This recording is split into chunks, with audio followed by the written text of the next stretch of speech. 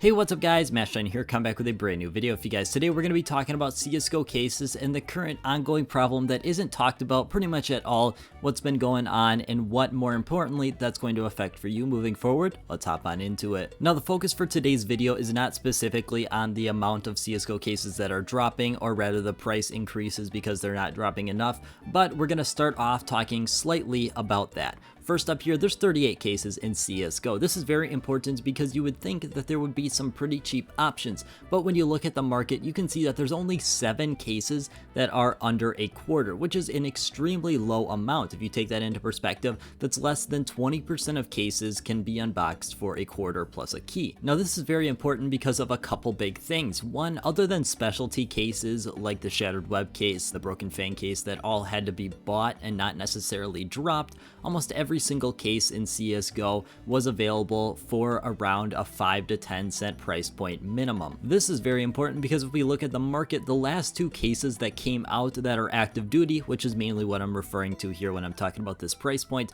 are currently sitting at about 80 cents and over $2 respectively, which is absolutely crazy. But today we're going to be focusing in on a huge CSGO investing problem for the future that is not talked about at all. Let's hop on into it. So the first thing I want to mention is the 3 most popular cases that were unboxed in June 2020. Now we don't have the July numbers, but it's going to be relatively similar. Now first up, I'm not going to count the recoil case here, even though I can almost guarantee when we're talking about July, it's probably going to be there. But the recoil case does contain gloves, which is going to be one of the biggest factors that we're looking at today.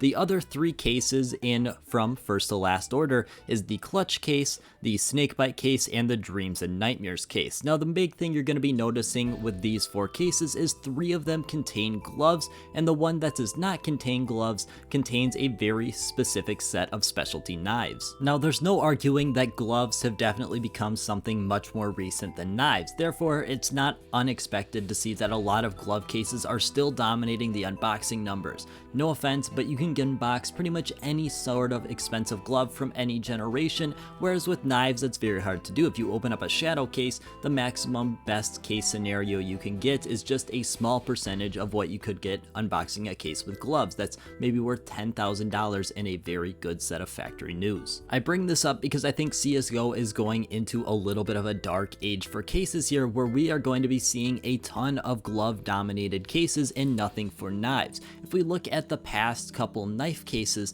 other than the Riptide case with the gamma finishes and that butterfly emerald, you look back, you've got the Fracture case which had the Shattered Web knives, which were definitely revolutionary for the time, but honestly speaking right now you can see by their unboxing numbers that they are not vastly popular in comparison to the gloves or the Riptide knives. You look back a little further and you're left with 2 other knife sets. The first is the Prisma knife set, which is definitely more popular than the Shattered Web knife set, but honestly it's not by much. These knives in the Prisma case, generally speaking, can't get a very high value, and the other one is the CS20 case, which contains the classic knife, which is one of the cheapest knives along with the shadow daggers. Now when we look at the 3 different glove sets, it's going to be vastly different in my opinion. The first glove set comes out in the Hydra and glove case. Both of those are to be expected. They're both sitting at a relatively expensive price point. That's the Generation 1. We head over to Generation 2 and it's only found in 1 CSGO case,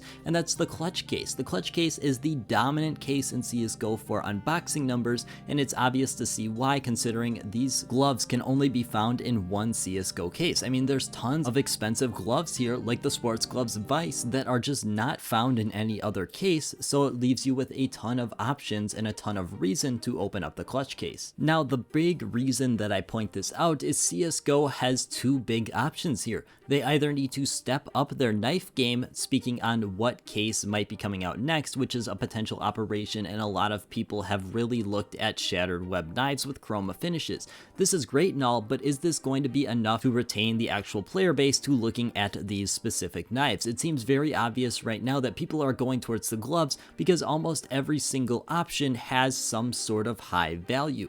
there's every single set has a couple gloves that are worth thousands of dollars. Why wouldn't you give yourself an extra shot at making some more money? I say this because I think Valve needs to head back to their roots. In the beginning, especially in that 2015 to 2017, they were coming out with cases that would have a 1, 2, and even potentially a third case when we're talking about the chromas that really did well. In this case, we're looking at the 4 big ones in my opinion, other than the weapon case because that was the first secondary case, and honestly I don't think it really follows the pattern of the rest of them here, but 3 out of the 4 of these have been a very successful case for Valve, and honestly you could even argue that the Prisma 2 case was still a decently successful case. I think Valve needs to head back to their formula of creating a really good knife finish along with a really good system. They had a great system for the Chroma 2, the Spectrum 2, the Gamma 2.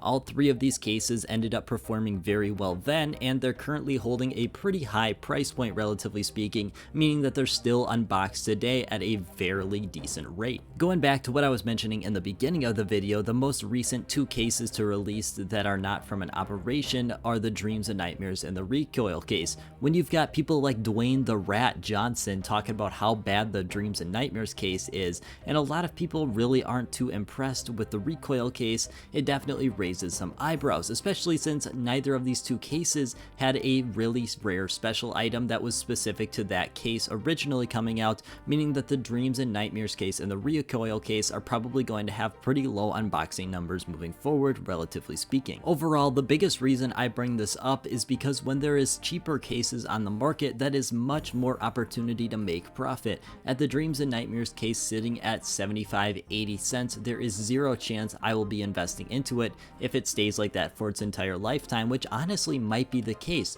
We've never seen a case stay this high in price point with that much quantity on the market, almost 200,000 listings, and that's really similar to the Clutch case, which has been out forever with a mount on the market, and it's sitting at almost 3 times the price. This overall affects investors terribly because there's so little opportunity to make money right now, especially moving forward. There might be even less of an opportunity to make good money investing into specific cases. We're going to have to look for other ways that might potentially include much more risky investments just to try and turn a profit here. The biggest reason I wanted to make this video is to point out something significant is changing. Whether that's a great thing or a terrible thing, at this point it's quite unknown. The biggest thing is there is a ton of change going on. We're seeing a big transition on unboxing numbers, focusing more on the gloves that are still the same than the actual newer knives. Now we can look at October 2021, the first time that Operation Riptide cases were able to be open for an entire month, and you can see here that they just barely beat out the Clutch case at maybe 10%, 20% higher,